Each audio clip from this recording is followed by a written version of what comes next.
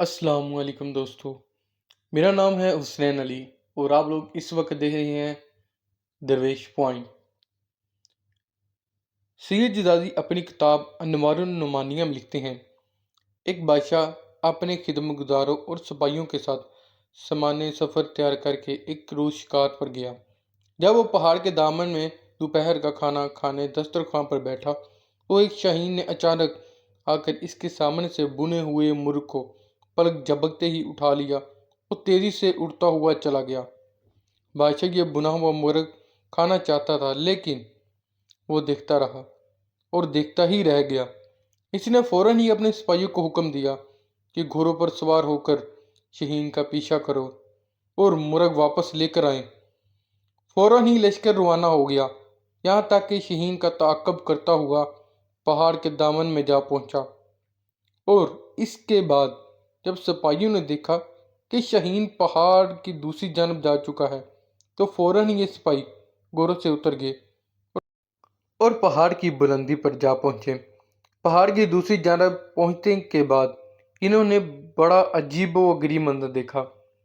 ان کے سامنے ایک شخص تھا جس کے ہاتھ اور پاؤں بندھے ہوئے تھے اور وہ زمین پر پڑا ہوا تھا، اور بنا ہوا مرغ دسترخوان سے اٹھا کر لانے والا شاہین بڑے مزے سے اس شخص کی مہمان نوازی کر رہا تھا۔ وہ پرندہ اپنی چونچ سے گوشت نوچ نوچ کر اس شخص کے منہ میں ڈال رہا تھا، اور اس کے بعد وہ اڑا اور کہیں سے اپنی چونچ میں پانی بھر لایا، پھر اس نے یہ پانی بھی اس شخص کو پلا دیا۔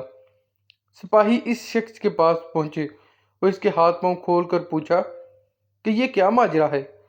تو اس نے سپاہیوں کا شکر ادا کرتے ہوئے بتایا، میں ایک تاجر ہوں، تجارت کے سلسلے میں اپنا مال و اسباب لے کر جا رہا تھا کہ اسی راستے میں ڈاکوؤں کا سامنا ہو گیا۔ وہ میرا مال و اسباب لوٹ لے گئے۔ وہ چاہتے تھے کہ مجھے قتل کر دیں، لیکن میں نے ان سے التجا کی کہ وہ مجھے جان سے نہ ماریں۔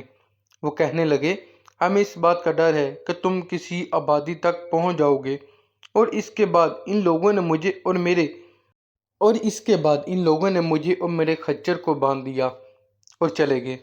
پھر دوسرے دن یہ پرندہ میرے لیے کہیں سے روٹی لے کر آیا اور آج یہ بنا ہوا مرغ لے کر آیا ہے۔ روزانہ 2 مرتبہ یہ پرندہ میری مہمان نوازی کرتا ہے۔ لکھا ہے کہ بادشاہ کو جب اس بات کا علم ہوا تو اس کی زندگی میں انقلاب آ گیا۔ وہ کہنے لگا، افسوس ہے ہم پر کہ ہم ایسے خدا کی خدائی سے غافل ہیں جو اس انداز سے اپنے بندوں کو رزق فراہم کرتا ہے اور اپنا نظام چلاتا ہے۔ یہ کہہ کر بادشاہ نے اپنی حکومت سے کنارہ کشی اختیار کر لی اور اپنے زمانے کا عابد و ظاہر شخص بن گیا۔